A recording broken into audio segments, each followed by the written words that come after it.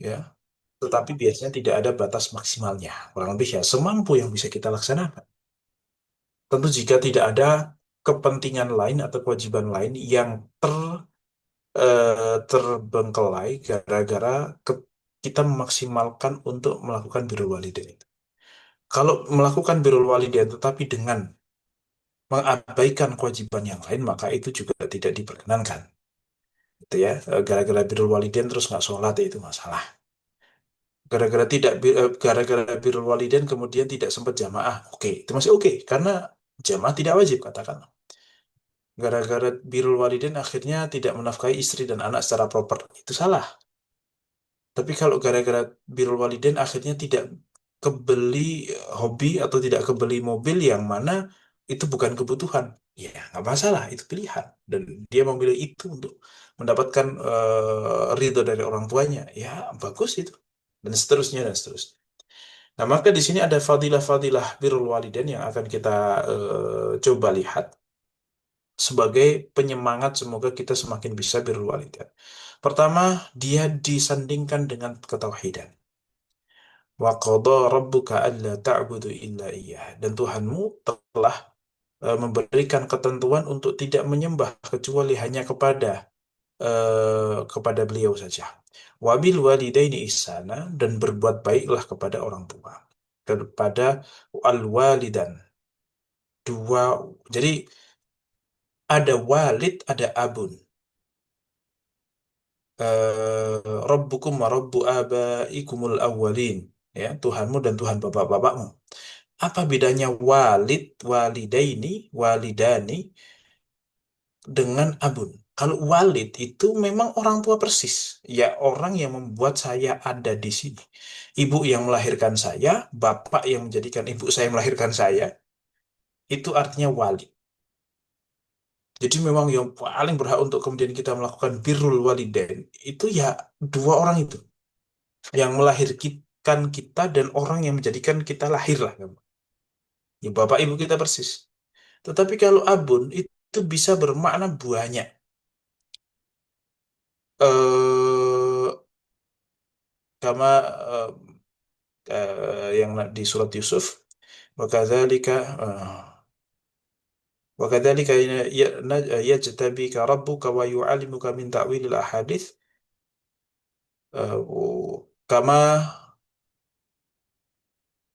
abawaika min qabl Ibrahim wa Ishak. Nah, jadi sebagaimana Tuhanmu juga memilih dua bapakmu sebelum kamu. Dua bapak itu maksudnya apa? Dua dua abun sebelum kamu itu apa? Ya bapaknya, bapaknya lagi ke atas itu semuanya bisa disebut sebagai ab. Tapi kalau walid itu hanya yang melahirkan. Jadi yang bersinggungan langsung itulah yang disebut sebagai birrul walidain. Maka birrul walidain itu ya kepada dua orang itu, bukan kepada yang lainnya. Ya. Oke. Kalau ke atas-atas lagi itu namanya silaturahim, menyambung hubungan dengan orang-orang yang punya silaturahim. Nah, birrul walidain itu adalah silaturahim paling basic, paling dekat itu adalah birrul walidain. Ya, jadi birrul walidain itu pun juga termasuk daripada silaturahim. Nah, kalau teman-teman kemudian mengetahui atau mencari tahu tentang apa keutamaan silaturahim, maka keutamaan silaturahim pasti keutamaan birrul walidain. Karena birrul walidain adalah silaturahim yang paling mendasar. Dan tidak semua silaturahim itu memiliki keutamaan yang dimiliki oleh birrul walidain. Nah, juga jika disandingkan dengan jihad, Rasulullah pernah memilihkan untuk ya sudah kamu berbakti kepada orang tuamu dibandingkan jihad. Dalam satu hadis riwayat Bukhari Muslim dari Abdullah bin Amr bin As radhiyallahu taala anhu, yaqulu ja'a rajulun, datang seorang kepada Nabi Muhammad sallallahu alaihi wasallam. Fasta'dzanahu fil jihad. Beliau meminta izin untuk ikut jihad. Faqala ahayyun walidaka? Apakah kedua orang tuamu masih ada? Qala na'am. Qala fa fiha fajahid. Ya sudah, kamu berjihad di dalam berbakti kepada keduanya saja. Dalam hadis riwayat Muslim dikatakan Abul Abbas ismuhu As-Sa'ib bin Farrukh Al-Makki. Ya, bahwasanya nama orang tersebut adalah Abul Abbas atau As-Sa'ib bin Farrukh Al-Makki. Nah, jadi Bahkan kewajiban untuk jihad yang mana itu membela negara dan membela agama, itu pun kemudian nanti dulu, karena mungkin pada saat itu stoknya masih banyak ya. Artinya tidak semua harus berangkat juga. Udah, kamu mendingan ke orang tuamu dulu lah. Kurang lebih seperti itu. Tapi kalau dalam kondisi genting sekali, ya mau nggak mau semua harus dikerahkan. Yang ada ya harus dikerahkan semuanya. Kemudian yang berikutnya, ada doa yang diijabah dari orang tua. Dari Abu Hurairah radhiyallahu taala anhu, Rasulullah pernah bersabda, "Thalathu da'awatin mustajabatun la syakka fihin." Ada tiga doa yang pasti diijabah, tidak ada keraguan di dalamnya. Da'watul madlum, doanya orang-orang yang terzalimi. Ini bahaya nih. Apalagi kayak zaman sekarang nih, teman-teman pada ngelihat apa bencana yang terjadi, ya. Ya semoga yang tertimpa dimudahkan urusannya oleh Allah Subhanahu wa taala, diganti yang lebih baik, diberikan ketabahan. eh Pasti banyak sumpah serapah dari orang-orang yang kemudian terzalim itu. Wah, ini gara-gara si fulan, si fulan, si fulan, si fulan, dan seterusnya. Wah, itu harus hati-hati betul orang-orang yang memang disumpah, di apa ya, di ya didoakan jelek, dilaknat oleh orang-orang ini dan memang beliau memang melakukan menjadi penyebab. Kalau salah alamat nggak usah bingung lah teman-teman. Misalnya Muat nggak ngapa-ngapain, tahu-tahu dimaki-maki orang, terus dibilang mungkin dia HP-nya hilang, kemudian dianggap Muatlah pelakunya, padahal bukan, nggak tahu apa-apa padahal gitu kan. Semoga kamu gini-gini nih, itu nggak akan mempan, tenang aja insya Allah. Tetapi kalau memang Muat yang ngambil misalnya, terus dia sumpah serapah, itu hati-hati. Nah ini kan yang apalagi di mana ya, di Sulawesi atau di mana itu, yang membabat 3,5 hektar hutan mangrove untuk kemudian bikin rumah dia sendiri gitu. Nah, itu kan marah sekali kan orang pasti. Marah sekali. Nah, itu hati-hati dengan doa-doa orang yang terzalimi seperti itu. Nah, dan satu hal lagi, salah satunya, teman-teman kalau ada yang suka kucing, tolong jaga betul kucing. Jangan mendolimi tetangga. Tetapi kan kucing hewan kesukaan Rasulullah kan selalu seperti itu alibinya. Ya kan, suka kucing itu bukan kewajiban, bukan syariat. Kan bukan syariat kan. Suka-suka, nggak suka ya kenapa? Nah, maka jangan sampai kemudian kucingnya, hewan peliharaannya, apapun itu, ya kayaknya kucing sih. Kalau burungan paling ya suaranya saja. Sama agak bau-bau dikit lah gitu. Itu juga sudah mengganggu itu. Nah, kalau kucing ini kadang nyakar-nyakar jok motor lah gitu. Kemudian naik ke atas mobil lah, pipis sembarangan, pup sembarangan. Nah, itu tuh apa ya? Kadang susah untuk kemudian difahamkan karena ini kan kesukaan Rasulullah dan seterusnya. Bukan masalah itu. Karena dalam syariat itu punya anjing untuk menjaga hirosah, untuk memang dibutuhkan untuk penjagaan, itu nggak apa-apa dalam Islam, boleh. Yang mana itu najisnya luar biasa gitu. Najisnya mughaladhah gitu. Kenapa? Ya karena ada manfaatnya. Nah artinya, kalau kemudian memberikan madarat, apalagi kok kepada orang lain, nah ini tolong difahami. Bahwasanya ini juga bisa jadi kezaliman yang ada nggak kerasa. Bahaya nih punya hewan-hewan peliharaan, punya ayam, eh, dia pup di mana-mana di halaman orang apa segala macam itu tolong dikondisikan, jangan seperti itu. Ya, jadi hewan peliharaan tolong di wada'watul musafir dan juga doanya seorang musafir. Jadi teman-teman yang sedang dalam kondisi safar jangan lupa doa yang baik-baik. Ingat kepada teman-teman yang lain didoakan. Karena memang salah satu doa yang mustajab adalah ketika orangnya nggak minta. Jadi tulus memang keingat oh si Fulan ini lagi mau nikah nih, ya semoga dimudahkan lah gini-gini. Nah itu tulus itu. Tapi kalau dari permintaan kan nggak setulus itu, nggak setulus itu. Oke, jadi dan musafir adalah seseorang yang kemudian doanya diijabah oleh Allah. Kenapa? Karena safar itu inna fis safari inna safara qit'atun minal adab. Safar itu sesungguhnya bagian daripada penyiksaan. Kenapa? Karena kita harus meninggalkan tempat tinggal kita. Ya, saya kira Uni ketika berjuang di IPB juga Pasti ada homesick-homesicknya.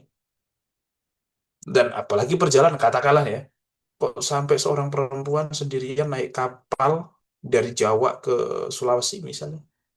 Itu pasti ngenes banget rasanya itu. Mesti kayak kayak apa ya? Orang lihat kayak pengennya kasihan aja. Ya memang namanya musafir itu seperti itu. Namanya musafir itu seperti itu. Banyak hal yang kemudian dia lewatkan di dalam dengan safarnya. Ya, ya orang-orangnya lah, ya kenyamanannya lah, ya privasinya lah. Ya gini, safar sendiri sama safar bareng keluarga itu udah beda banget rasanya. Safar dengan keluarga di satu sisi jauh lebih nyaman, tenang, bisa santai. Anak sama istri di sini semuanya kok aman, santai gitu. Tapi kan tetap ada kekhawatiran ya rumah, ada kehilangan kenyamanan dan seterusnya dan seterusnya. Makanya senyaman-nyamannya safar boleh jamak sama kosor. Meskipun kerjaannya cuma tidur makan tidur di hotel, tetap boleh makan, tetap boleh jamak dan kosor itu. Kenapa? Ya karena keberadaan dia di hotel aja udah menyiksa dia, ya kan?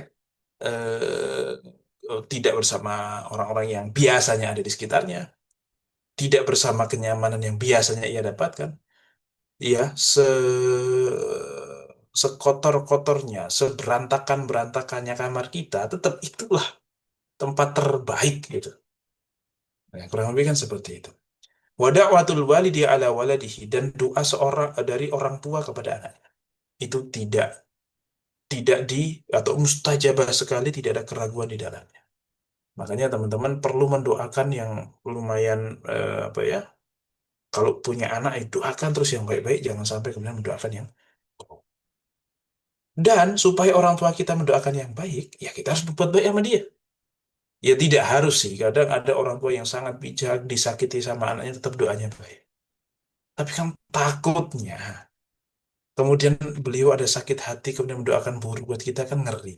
Jadi upayakan pokoknya baik-baiklah sama orang tua supaya kemudian insya Allah didoakan.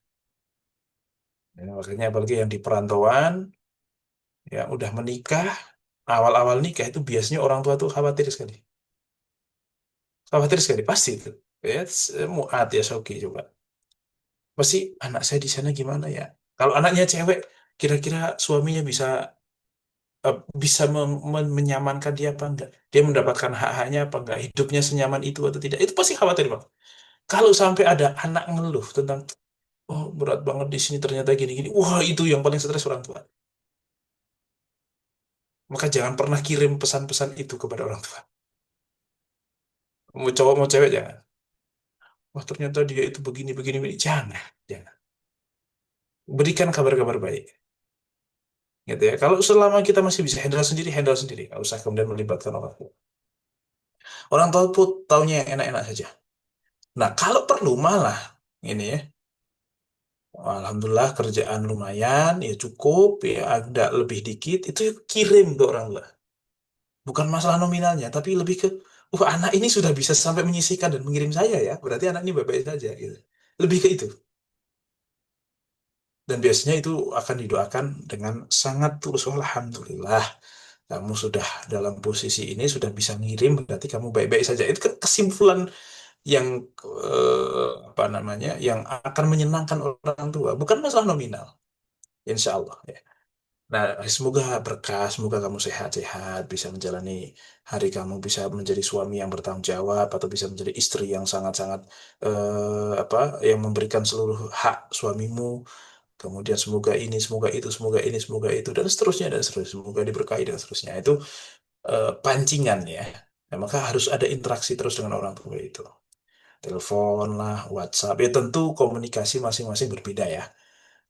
Ada kayak komunikasi dingin, ada yang kemudian hangat, ada yang teleponan sampai berjam-jam, ada yang kemudian isi WhatsApp-nya pendek-pendek gitu kan. Ya masing-masing. Tetapi kemudian pokoknya hubungan jangan kemudian dihilangkan, jangan di stop. Tetap harus sering berhubungan dengan orang tua. Ya berharap apa? Berharap keberkahan dan keridhaan orang tua kita. Itu menjadi satu hal yang penting. Oke. Dan akan memperpanjang umur. Nah, ini hadis silaturahim yang kita tahu semuanya. Barang siapa mansarhu an yubsata lahu fi rizqihi, ingin kemudian dilapangkan rizkinya, au yunsa'alahu fi atharihi, atau dipanjangkan usianya, faliyasil rahimahu, sambunglah orang-orang yang punya hubungan rahim dengan kamu. Nah, orang tua itu kurang apa? Kita itu dulu di rahim beliau. Nah, kurang kurang silaturahim apa? Ya, silaturahim yang paling kuat itu ya itu orang tua itu. Nah, maka kan banyak kita temui ya orang yang kemudian merawat ibunya sampai ibunya diwafatkan oleh Allah. Mungkin pas ngerawat ibunya dia ya biasa saja, bahkan disepelekan, kasihan dia ya nanggung orang tua usianya udah 30 belum nikah misalnya. Kerja hanya untuk orang tua itu pun nggak bisa berkembang karena dia harus selalu selalu standby dan seterusnya dan seterusnya. Kadang ya bisa jadi di waktu itu dia diberikan kemudahan oleh Allah, atau seringkali saya lihat setelah katakanlah beliau selesai menjalankan tugasnya, ibunya diwafatkan oleh Allah, oh itu tiba-tiba tak tak tak tak tak, gitu. Naiknya tuh nggak kira-kira. Ya itu yang mungkin balasan dari Allah. Ya udah kamu udah sabar untuk silaturahim dan seterusnya dan seterusnya. Maka silaturahim ini jangan pernah terputus kepada orang-orang, para ulama mengatakan hukumnya wajib kepada mereka yang punya hubungan mahram dengan kita. Om, tante dari bapak ataupun dari ibu, ya kakek nenek kalau masih ada. Karena kadang gini juga, kita suka membanding-bandingkan juga. Keluarga bapak kebetulan lebih kaya-kaya daripada keluarga ibu. Itu om kalau dari om dari bapak kalau misalnya nih katakanlah ikut kita numpang di mobil kita misalnya, itu taruh depan. Giliran om yang dari ibu yang nggak terlalu kaya, kita taruh belakang gitu, di row ketiga paling belakang lah gitu. Nah, kadang kan seperti itu, kita ada semacam membedakan lah di satu sisi, padahal sama-sama om. Nah, maka silaturahmi itu tidak begitu. Silaturahmi itu kemudian menyambung hubungan baik kepada mereka yang punya hubungan rahim dengan kita.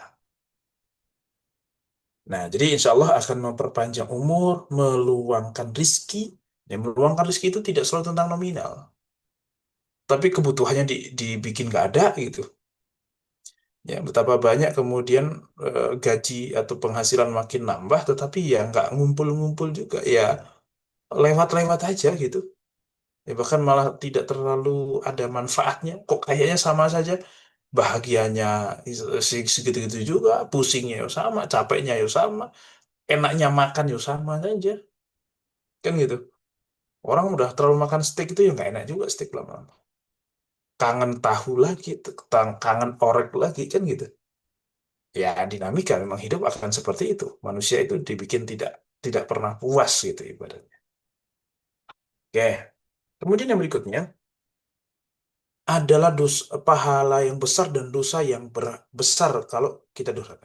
Jadi antara pahala, orang tua itu antara pahala atau dosa. Ya.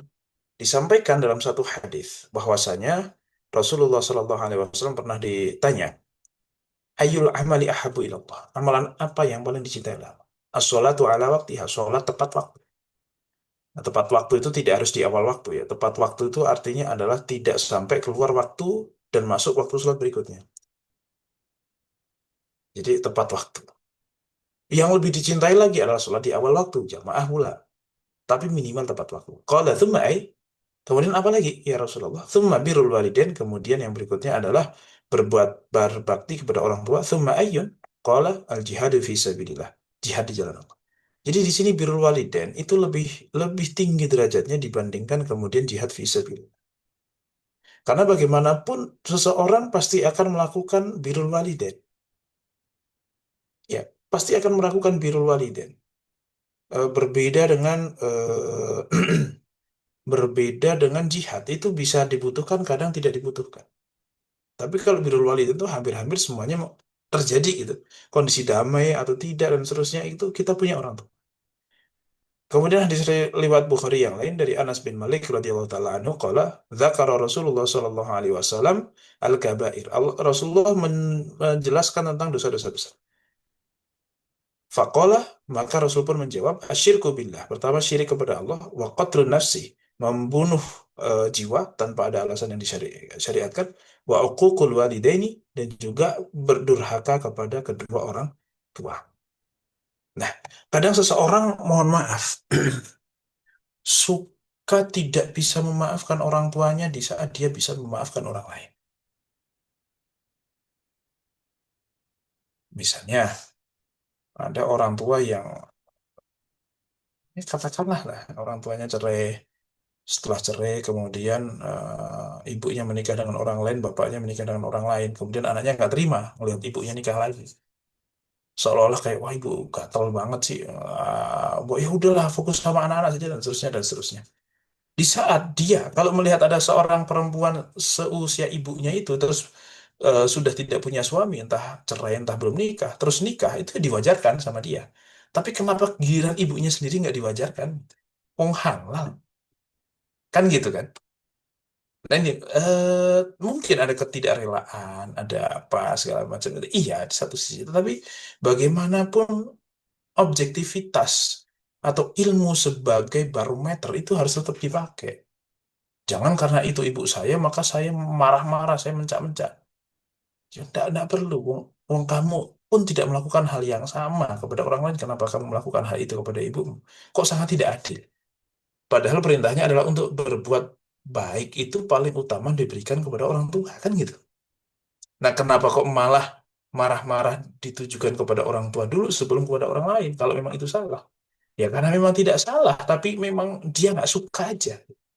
Dan ini tolong, suka tidak suka itu dikontrol. Jangan sampai kita diperbudak atau lebih dikuasai oleh suka dan tidak sukanya kita. Suka dan tidak sukanya itulah yang harus kemudian kita kontrol sehingga mengikuti aturan kita. Nah, ini saya mau nggak mau harus suka nih. Ya, atau minimal nggak benci lah. Nah, gitu, kurang lebih seperti itu. Oke, kemudian dalam hadis riwayat Tabrani dan juga Hakim, kullu dzunubi yuakhirullahu ma sya'allahu minha ila yaumil qiyamah. Seluruh dosa itu hukumannya akan diakhirkan sampai besok hari kiamat. Kecuali illa uquqal walidaini. Kecuali durhaka kepada kedua orang tua. Atau salah satunya. Fa inna Allah Ta'ala yu'ajjiluhu li sahibihi fil hayati qabla al-mamat. Karena Allah akan mendahulukan siksaan ini di dunia, di dalam kehidupan sebelum ada kematian. Jadi betapa banyak nih, mau muslim atau non muslim, durhaka kepada orang tua itu biasanya kontan. Kontan tuh ya bisa jadi saat itu juga langsung, bisa jadi minimal kemudian di hidupnya susah. Ya kayak malin kundang lah, meskipun itu dikarang supaya orang datang kan gitu ya. Kayak malin kundang lah, kemudian dikutuk jadi batu, saat itu juga jadi batu, kurang lebih begitu. Maka kalau orang tua sudah terucap hal yang buruk kepada kita, untuk kita, wah itu repot sekali, mengerikan. Karena ridho Allah itu, ridho orang tua kita itu merepresentasikan ridho Allah kepada kita. Oke, jadi pahalanya besar sekali, tetapi juga dosanya besar sekali. Disampaikan bahkan sampai akan dihukum di dunia sebelum dimatikan, dan di akhirat pun tidak akan terkurangi gara-gara sudah dicicil di dunia. Dikatakan bahwasanya ada tiga, eh, ya, ada dua, mohon maaf, ada dua dosa yang kalau kemudian terjadi, Allah akan hukum dia di dunia tanpa mengurangi jatah hukuman di akhirat. Yaitu al-baghyu wa qati'atur rahim. Yaitu apa namanya? Al-baghyu, pelacuran, dan juga qati'atur rahim, pemutus hubungan tali silaturahim. Ya, ini mau ke abang, ke adik, ke anak, ke ponakan, ke sepupu, dan seterusnya. Nah, kadang itu juga kepada anak nih. Kadang kita lebih bisa memaklumi anak orang daripada anak kita sendiri. Itu kalau anak orang nggak dimarahin, tapi kalau anak sendiri dimarahin gitu. Padahal posisinya usianya sama. Iya kan, kemampuan untuk membedakan mana yang bisa, mana yang enggak itu kan sama itu. Tapi kenapa kok anak orang lain dimaklumi? Hanya karena kita terbiasa melihat anak kita yang suka salah terus itu, ya dalam pandangan kita, dan anak orang lain, satu dia anak orang, dua kita ya kan baru sesekali, ya udah biarin. Ya sesekali kan yang kita lihat karena kita memang nggak pernah berhubungan sama dia. Kan kadang begitu, kita bisa lebih sabar kepada orang lain tapi tidak sabar kepada anak kita sendiri. Oke. Ya, jadi ada dua dosa itu yang akan dihukum di dunia tanpa mengurangi hukuman di akhirat kelak. Kemudian yang berikutnya, ini adalah pintu surga dikatakan. Dalam satu hadis riwayat Bukhari, riwayat Muslim, mohon maaf, dari Abu Hurairah, Rasulullah pernah suatu ketika khutbah menaiki tiga anak tangga itu, Rasulullah setiap anak tangga diam, kemudian mengucapkan amin. Tangga kedua diam terus mengucapkan amin, tangga ketiga diam terus mengucapkan amin. Kemudian ditanya, ya Rasulullah, apa yang kau aminkan? Nah, dikatakan bahwasanya malaikat Jibril datang kepadaku dan berkata begini, Rohima anfu rajulin. Rohima anfu rajulin adraka Ramadan thumman salakha wa lam yughfar lahu. Dia mendapati bulan Ramadan, me- bisa melaksanakan ibadah di bulan Ramadan, tapi Ramadan lewat dia belum mendapatkan ampunan dari Allah. Itu rugi sekali. Ini menunjukkan betapa mudahnya dapat ampunan di bulan Ramadan. Kemudian yang kedua adalah dzukirtu indahu wa lam yusalli alaihi. Nama engkau disebutkan, kemudian orang itu tidak mau bersolawat kepada. Yang ketiga adalah kemudian adraka abawahul kibar au ahaduhuma au kilahuma falam yudkhilahu al jannah. Mendapati kedua orang tuanya sudah sepuh atau salah satunya atau dua-duanya. Tetapi punya orang tua yang sudah sepuh itu tidak berhasil untuk membuat kita masuk surga dengan berbakti kepadanya. Artinya kan punya orang tua yang sudah sepuh udah bakti aja.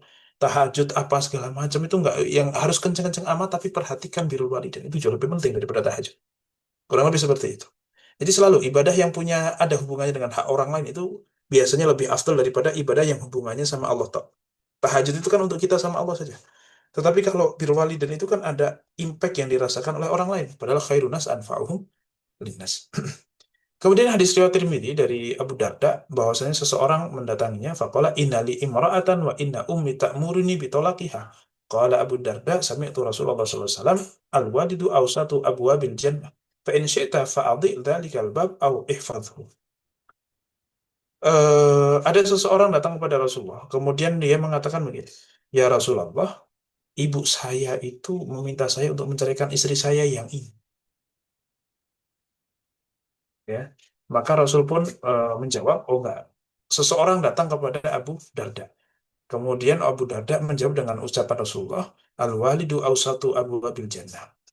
Orang tua itu adalah pintu terluas daripada pintu-pintu surga. Artinya sangat gampang masuk dari pintu surga.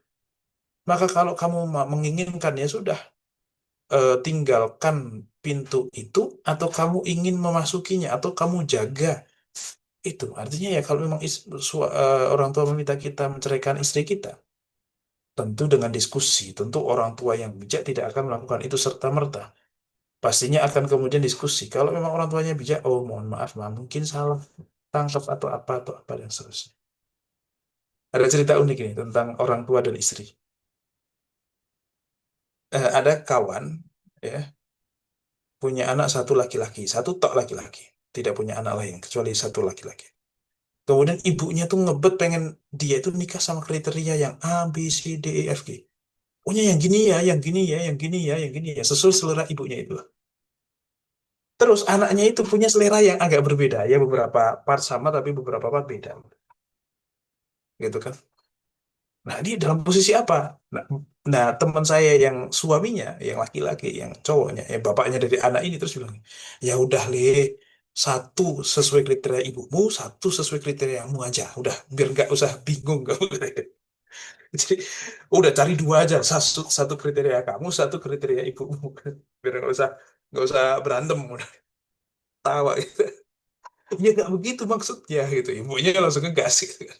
Ya ini lucu-lucuan saja.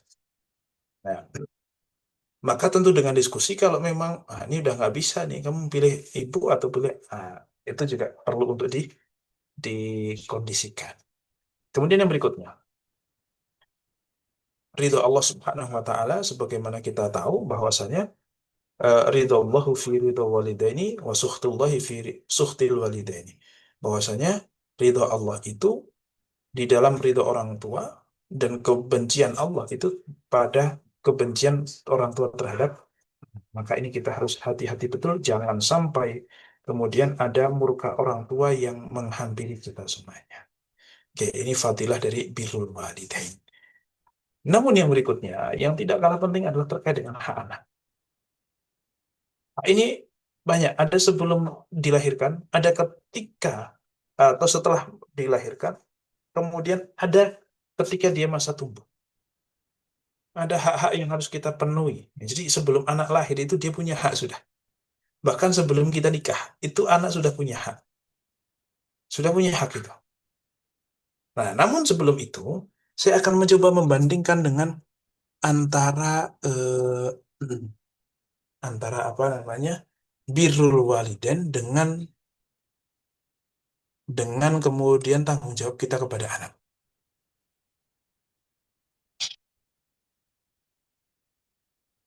Oke. Yang harus diketahui adalah anak itu adalah aset akhirat.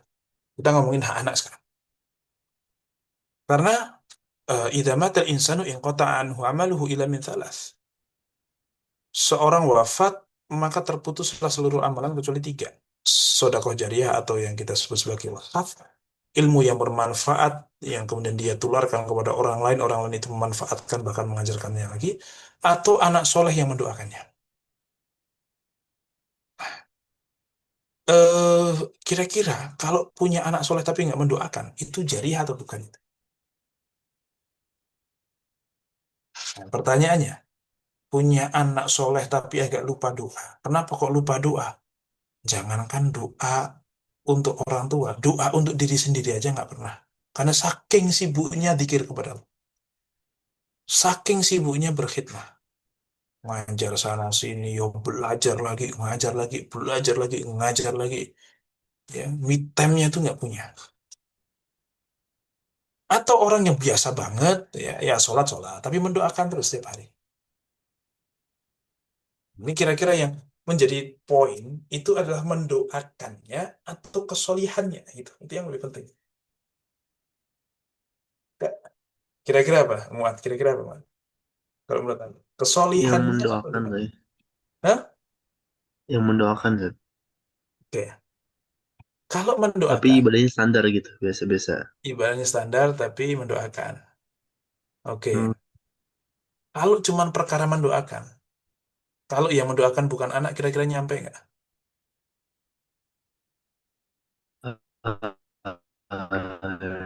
nyampe kalau Nyampe mendoakan nggak? bukan anak. Kalau yang mendoakan bukan anak, itu nyampe nggak? Bermanfaat nggak untuk orang tersebut? Hmm,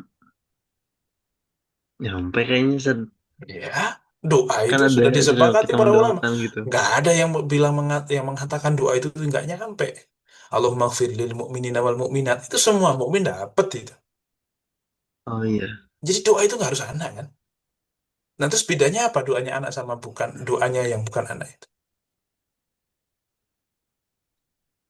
Nah, kan gitu. Ya, artinya oke, pasti Oh ada iya. beda ya dari sisi ketulusan, dari intensitas itu mungkin masih akan lebih banyak. Kekhususan. Tetapi ternyata yang menjadi poin itu bukan doanya, tapi kesolihannya. Jadi anak soleh itu kayak ilmu yang manfaat. Nah, karena ada nggak orang soleh nggak doa? Pertanyaannya. Enggak, kayaknya enggak mungkin ya. Iya juga Hah? ya. Oke, saya kasih satu hadis. Man syaghalahu dzikri an mas'alati a'taituhu khaira ma a'taitu sa'il. Barang siapa yang terlalu sibuk zikir kepadaku sampai lupa untuk meminta kepadaku, aku berikan dia hal yang lebih baik dibandingkan mereka-mereka yang minta kepadaku, kata Allah. Artinya ada orang yang sesoleh itu sampai lupa tidak meminta apapun kepada Allah. Kenapa? Fokusnya pokoknya, ya Allah, engkau pengen saya jadi apa? Oke, saya ngajar. Oke, saya berkhidmat. Saya ini, saya ini. Sampai mungkin nggak kepikiran minta apa-apa sama. Lali nafsihi wa lali ghairihi. Tidak untuk dirinya, tidak juga untuk orang lain. Nah, coba gimana itu? Kan mesti soleh banget kan? Nah, kira-kira mending punya anak yang semanfaat itu, seberkah itu, tapi ya doanya ambil lupa gitu ya. Saking sibuknya. Atau kemudian ya biasa-biasa tapi ya. Jawabannya ada di hadis yang berikutnya lagi nih.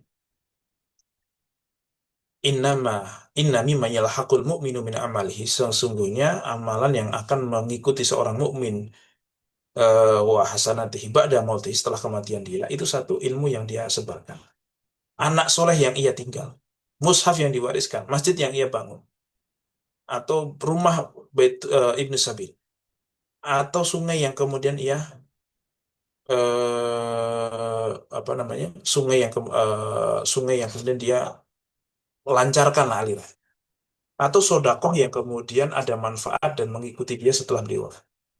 Di sini tidak disebutkan waladun solihin iya tuh. Jadi bukan doanya, tapi kesolihan anak itulah kemudian menjadi jariah kita. Sebagaimana begini misalnya, saya ngajar kepada teman-teman satu, dua, tiga poin misalnya. Kemudian teman-teman itu terngiang-ngiang dan menjalankan hidup dengan prinsip tiga poin yang saya sampaikan misal. Dan itu baik. Maka selama teman-teman menjalankan, maka saya dapat kredit pahalanya. Oke? Terus kalau teman-teman mengajarkan kepada orang lain, maka saya pun masih dapat kredit pahala dari pengajaran itu. Orang lain kemudian mengamalkan juga, orang lain mengajarkannya lagi, dan seterusnya. Nah, kesolehan orang tua itu kayak ilmu yang saya sudah nggak ngapa-ngapain, tapi saya masih dapat kreditnya. Kenapa? Ya karena kesolehan anak itu sangat besar pengaruhnya dari orang tua. Sebagaimana dalam hadis, kullu mauludin yuladu alal fitrah. Semua anak itu dilahirkan dalam kondisi fitrah. Suci. Natural. Tidak ada intervensi hawa nafsu dan ambisi-ambisi. Fa'abawahu yuhawidani au yunassiranihi au yumajisanihi. Bapaknya lah yang bapak ibunya lah yang menjadikan dia Yahudi, Nasrani atau Majusi dan seterusnya. Ya tidak harus se ekstrim itu jadikan dia nakal atau nggak nakal ya bapaknya. Ya artinya kalau kemudian seseorang bisa diberikan tanggung jawab atau disalahkan gara-gara anaknya jadi Yahudi, Majusi atau Nasrani. Kenapa seorang ayah tidak bisa diapresiasi ketika dia menjadi seorang Muslim yang sangat soleh? Kesolehan itulah yang membuat dia ini. Kenapa? Karena ada andil orang tua di dalam kesolehan anak pasti. Tidak mungkin tidak. Ini makanya beberapa kali saya tuh diundang sama orang untuk ngisi tahlilan. Banyak banget. Dan yang sering saya sampaikan adalah tahlilan itu ya baik, nggak apa-apa lah. Lanjut terus tahlilan nggak apa-apa. Besok 40 hari lagi, besok 100 hari, setahun ya nggak apa-apa lah. Aman lah itu. Maksudnya, ya ada yang menentang tapi juga banyak pembenaran lah untuk itu. Tetapi yang harus disadari adalah bahwasanya tahlilan itu bukan satu-satunya cara untuk birrul walidain kepada orang yang sudah wafat. Ya sekarang kalau ngandelin tahlilan baru ingin berbuat baik kepada orang tua, ya nunggu 40 hari dulu. Baru nunggu 100 hari dulu. Nunggu setahun dulu. Itu pun nah, duitnya banyak. Mau harus ngundang orang, yang repotin orang. Udah gitu yang doain juga belum tentu ikhlas juga kan gitu kan. Belum tentu doa juga kalau kita tahlilan rokok kan gitu misalnya. Misalnya seperti itu. Jadi bukan ini yang paling penting. Yang paling penting apa? Anak-anaknya kemudian melanjutkan kebaikan orang tuanya, bahkan kalau bisa melebihin. Jaga sholatnya. Insya Allah dari sholat anak itu sudah akan ada kredit untuk orang tuanya. Apalagi orang tuanya yang ngajarin. Ilmu yang manfaat, ditambah kemudian anak soleh yang ditinggalkan. Oh, jadi kredit poinnya itu akan banyak banget ketika kita punya anak yang soleh. Tapi syarat punya anak soleh, bapak ibunya harus soleh juga gitu ya. Itu kalau nggak begitu nggak jadi. Ya, gitu. Nah, jadi anak soleh itu aset akhir. Nah, sebagaimana Sayyidina Ibnu Abbas pernah menyampaikan begini. Inna Allah la yarfa'a dzurriyyatal mu'min. Inna Allah la yarfa'u dzurriyyatal mu'min. Allah itu mengangkat keturunan dari seorang mukmin ilaihi kepada derajat dirinya fi darajatihi wa in kanu dunahu fil amal. Meskipun kemudian amalannya itu dikit, tidak sebanyak bapaknya. Jadi misalnya nih, Mu'ad punya anak. Mu'ad berada di surga level kelas VIP. Terus anaknya amalannya cuma kelas bisnis, tidak sampai VIP. Maka si anak itu akan diangkat ke level bapaknya, ke level Mu'ad. Kenapa? Karena bagaimanapun Mu'ad tetap lebih senang kalau anaknya ada di situ. Oke, kita semuanya nanti akan datang kepada Allah sebagai personal masing-masing. Tidak ada hubungannya dengan keluarga kita, dengan anak kita, istri kita, enggak. Kita akan mempertanggungjawabkannya masing-masing. Dan di sana nanti usianya 33 tahun semuanya, rata semuanya. Ya, jadi kalian bisa kalah cantik sama ibu kalian. Nah, yang cowok bisa kalah ganteng, gagah sama bapaknya. Kan gitu ya, kurang lebih seperti itu. Tetapi bahagia di surga itu juga nggak nikmat kalau tidak senikmat itu kalau kemudian tidak kumpul sama keluarganya kan. Ya mungkin Teman-teman cuma bisa merasakan saudara, bukan anak ya. Misalnya nih, Lebaran semuanya ngumpul tapi ada abang yang paling gede nggak bisa pulang karena faktor apapun lah itu. Padahal dia juga di sana Lebaran, di sana juga makan ketupat, makan rendang. Di sana dia baik-baik saja, tetapi pas teleponan juga, aduh kok nggak bisa ngumpul ya. Itu tetap ada sedihnya gitu. Kalau di sana baik-baik saja, itu pun bisa video call. Bagaimana kalau kemudian, nah ini gambaran yang satu di surga atas, yang satu di surga bawah, dinaikin. Supaya apa? Ya supaya, oke, gabung sama anakku meskipun usianya sama. Itu kan seneng kan? Nah, eh apalagi kok kemudian yang satu di surga, yang satu di neraka, ini kan ngeri sekali. Ya, ya agak susah kita kemudian, ya nikmat, surga tetap bagaimanapun nikmat. Tetapi kan agak miris juga kalau keinget kok ada salah satu keturunan saya tidak di surga, misalnya seperti itu. Ini kan membuat kita jadi tidak qurratu ain, jadi tidak bahagia. Berdasarkan ayat, walladzina amanu wattaba'athum dzurriyyatuhum biimanin alhaqna bihim dzurriyyatahum wa ma alatnahum min amalihim min syai'. Dan orang-orang yang beriman dan diikuti oleh keturunannya dengan keimanan tersebut, alhaqna bihim dzurriyyatahum, maka kami akan susulkan anak-anak keturunan dia itu kepada dia.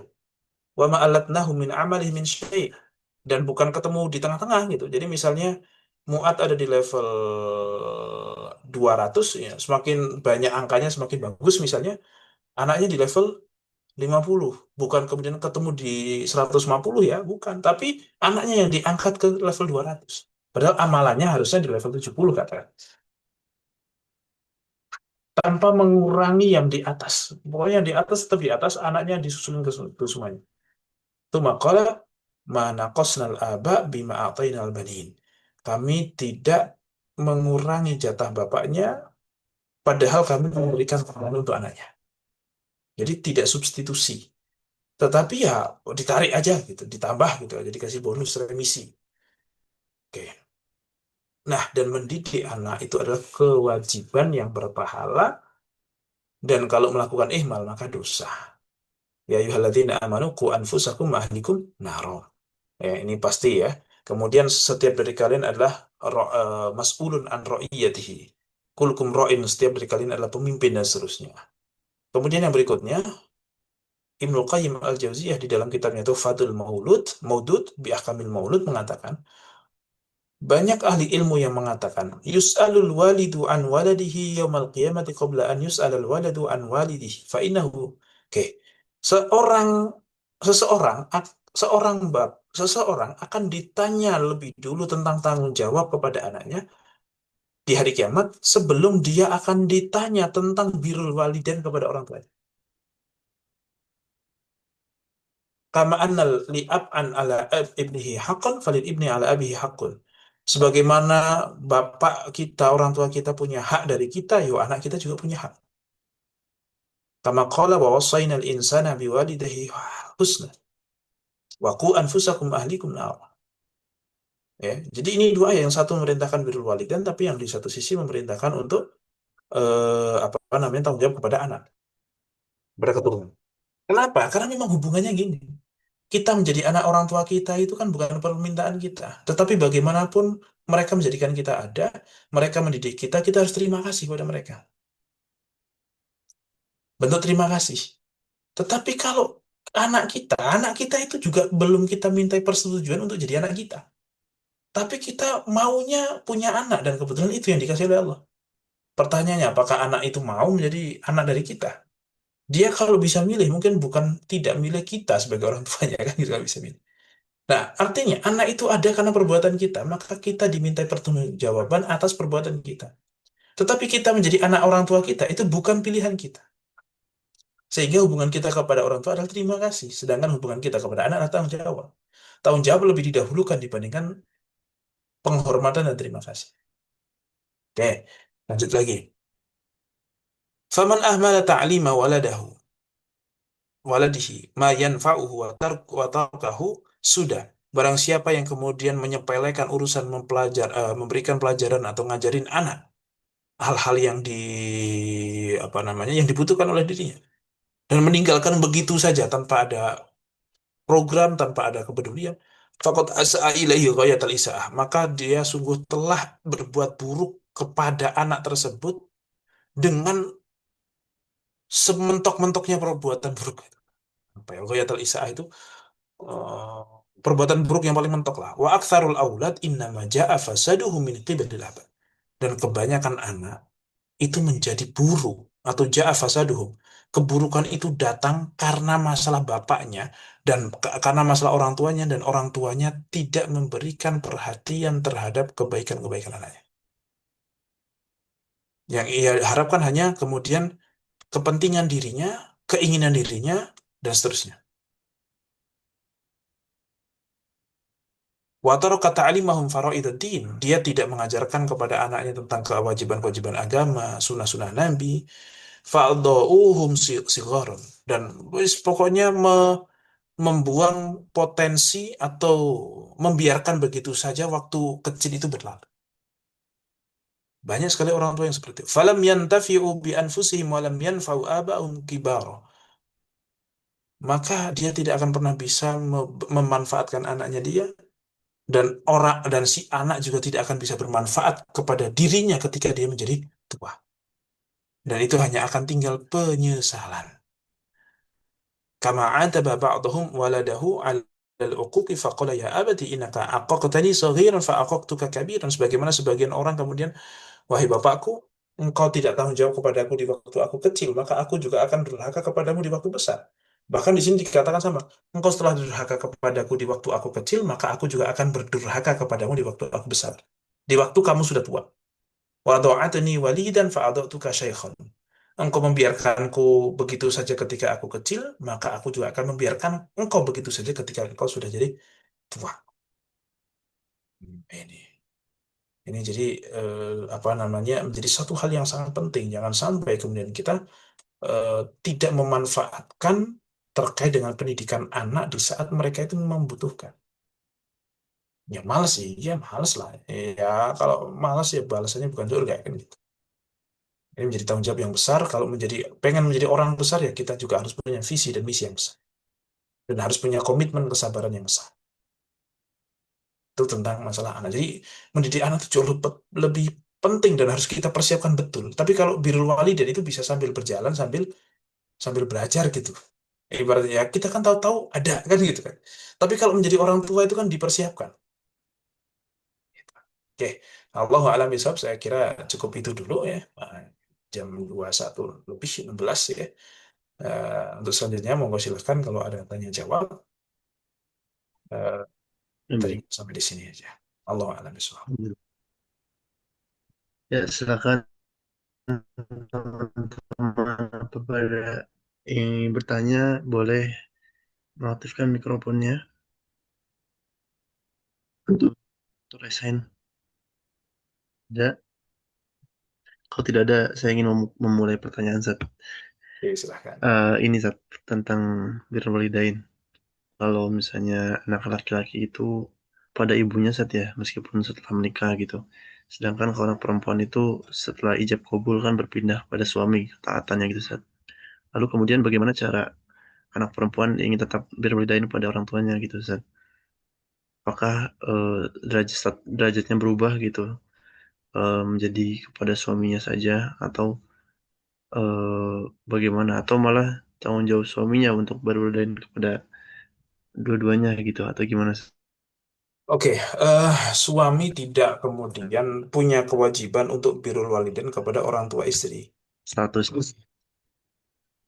ya. Jadi mertua itu bukan target silaturahim. Tetapi emang kalau istri sudah menjadi istri kita, kemudian dia tidak bisa birrul walidain, kan bisa. Ya, birrul walidain itu minimal sekali adalah tidak punya hubungan atau memperbaiki hubungan yang buruk. Ya, selama tidak punya hubungan yang buruk dengan orang tua, ya, si perempuan ini, ya maka masih dalam koridor birrul walidain, meskipun karena kata Imam Nawawi, batasan minimal silaturahim adalah tarkul muhajarah, tidak menghindar. Yang penting tidak menghindar. Itu sudah disebut birrul walidain. Mau lebih daripada itu, monggo. Tetapi jangan sampai ada kewajiban yang terlewatkan. Nah, si suami, kalau pengen dapat berkah, ya memfasilitasi istri supaya bisa birrul walidain kepada orang tua. Ya, tugasnya partner itu kan seperti itu. Ya, tapi ya semampunya, jangan usah maksain. Ya, karena memang semakin kita menjadi orang, itu semakin banyak kewajiban yang harus kita lakukan. Jadi bagi-baginya itu semakin waktunya. Ya kan? Ya, misalnya nih Uni nih, ntar nikah, ya dia kan tetap anak bapak ibunya, dia kan tetap masih tante dari ponakan-ponakannya, dan dia masih pegawai dari bosnya, dan sekarang menyandang status baru sebagai istri dari suaminya. Nanti punya anak menjadi emak dari anaknya. Itu makin banyak tanggung jawab. Sedangkan status-status yang lalu itu tidak pernah hilang. Nah, maka pastinya akan terkurangi, terkurangi. Ya, itu menjadi satu dinamika kehidupan, tidak bisa dielakkan kan seperti itu. Dan tidak masalah. Hubungannya tidak seintens dulu. Ya, kok kemudian seorang perempuan mensyaratkan, aku mau nikah tetapi pokoknya hubunganku dengan orang tua tetap harus seperti sebagaimana aku belum nikah. Ya susah, ya susah. Kalau kemudian intensitasnya sama. Bahwasanya oke, saya tidak akan menentang apa yang kamu lakukan, tetapi juga kamu harus balance semuanya. Ya, yang penting balance itu. Tahu kapan kemudian, oke, saya tidak punya kewajiban ini, saya minta izin lah. Jadi basicnya perempuan itu adalah minta izin. Jangan melakukan sesuatu ibtidaan. Ya, kalau untuk keluar itu kan hak suami kan. Ya minta izin saja. Minta izin ya, mau pulang ke rumah, mau apa, mau bantu-bantu orang tua, minta izin. Jangan kemudian eh, nunggu ditanya dulu baru izin. Kecuali untuk hal-hal yang memang sudah pasti akan diizinkan dan rutinitas. Masa setiap mau berangkat, mau pergi ke Indomaret, izin mulu tiap hari ngapain gitu. Itu ganggu suaminya juga itu.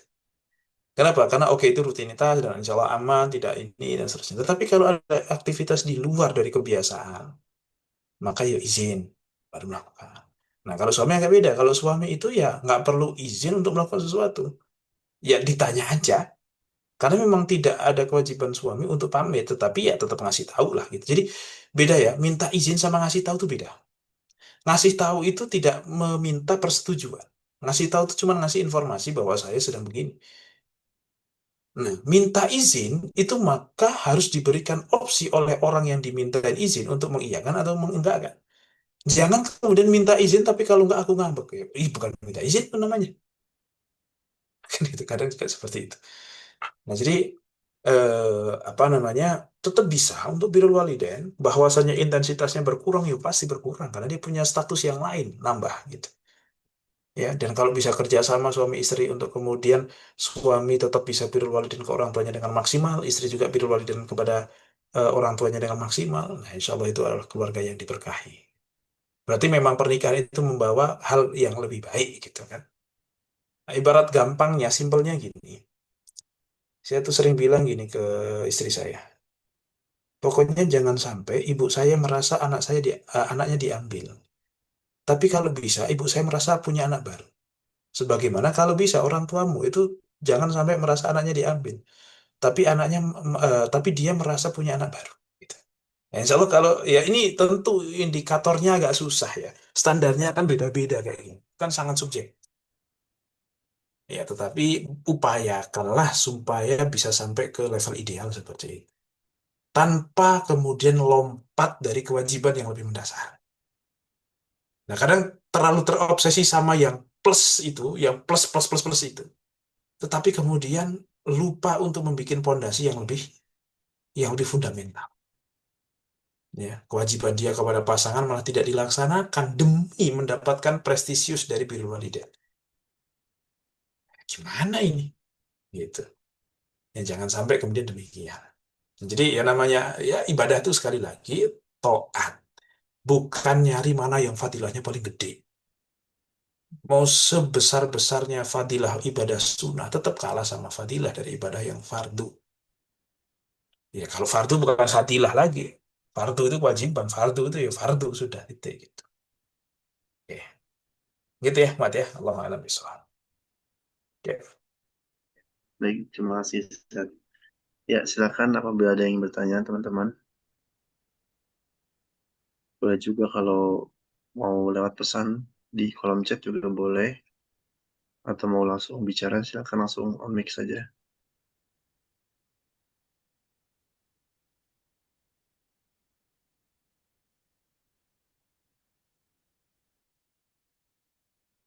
Udah?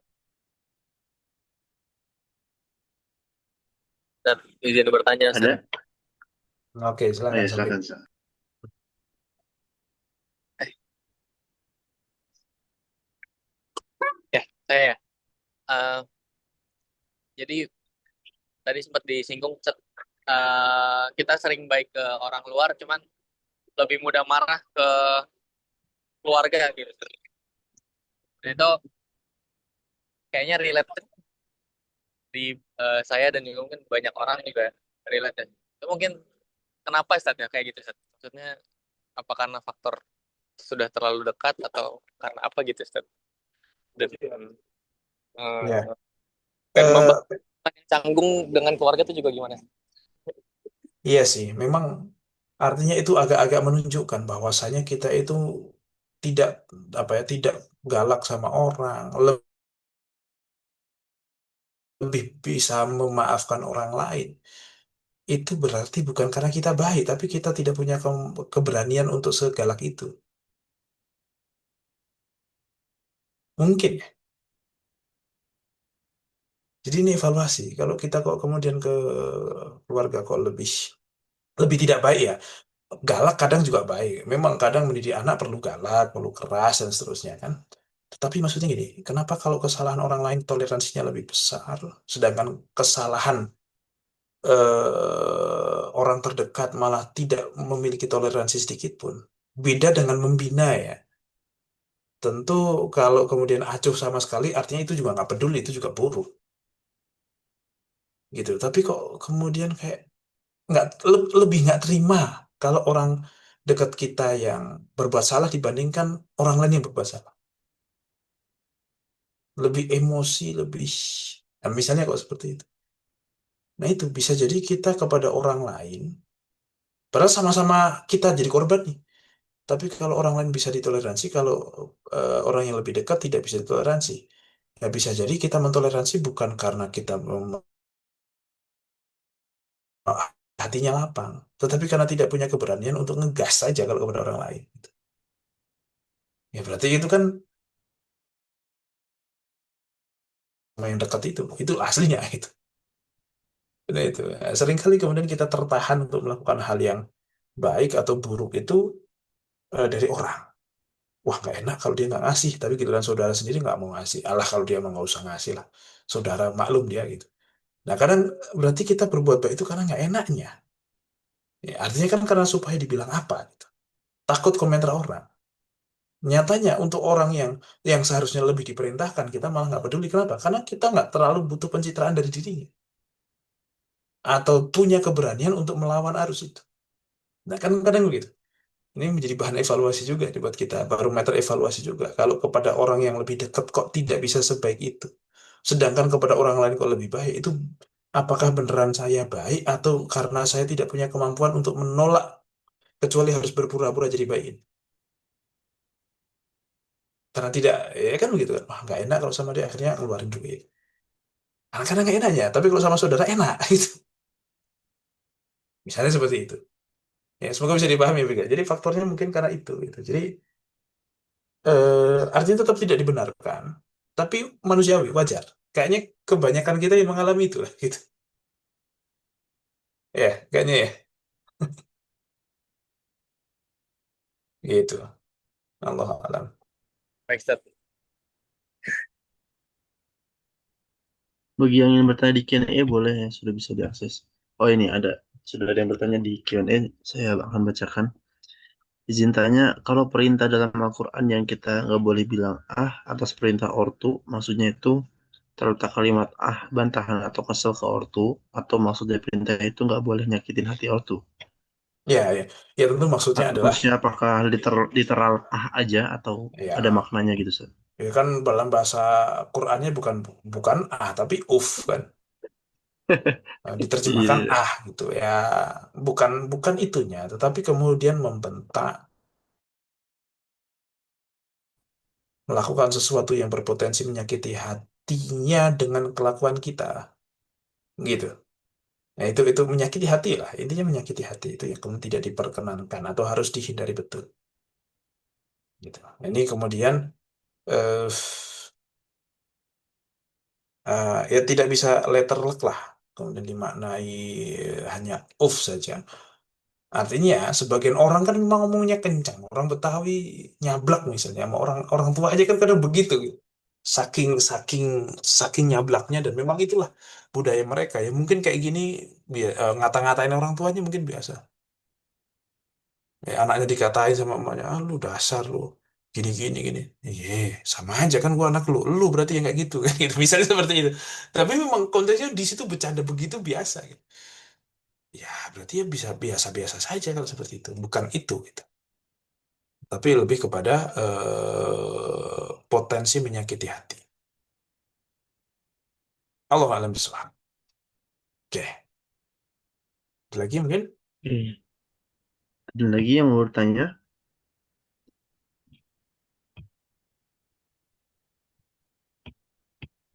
Ada? Oke, cukup ya. Cukup mungkin. Jika tidak ada. Alhamdulillah. Alhamdulillah, jika tidak ada, mari Kita cukupi. kita Silakan. cukupkan. Baik, Seth. Baik, teman-teman semua. Alhamdulillah, kita telah mendengarkan kajian tentang birrul walidain ya. Semoga apa yang telah kita simak pada kajian malam hari ini dapat memberikan kita manfaat ya. Kemudian Allah berkahi juga aktivitas kita sehingga memudahkan kita untuk menerapkannya dalam kehidupan sehari-hari insya Allah. Baik, terima kasih Ustadz Akil atas berbagi ilmunya kepada kita semua. Kita doakan sama-sama kepada Ustadz dan keluarga semoga dalam keadaan sehat semuanya, diberkahi segala aktivitasnya dan dimudahkan rezekinya yang halal dan thayyib gitu. Mari sama-sama kita tutup forum kajian ilmu ini dengan melafazkan hamdalah. Alhamdulillahirabbil alamin. Lalu beristighfar. Astagfirullahaladzim, astagfirullahaladzim, astagfirullahaladzim. Dan kita tutup dengan doa kafaratul majlis. Subhanakallah wa bihamdika asyhadu an la ilaha illa anta astaghfiruka wa atubu ilaik. Baik, terima kasih sekali lagi Ustaz Akil. Mohon maaf apabila ada hal-hal yang kurang berkenan. Terima kasih teman-teman semua. Jangan lupa kita masuk ke sharing discussion ya di grup. Saya akhiri. Assalamualaikum warahmatullahi wabarakatuh. Waalaikumsalam warahmatullahi wabarakatuh. Baik, Terima terima kasih kasih Ustaz semuanya. Akil. Pamitan saya. Ustaz, jazakallah khair. Nah, Ya,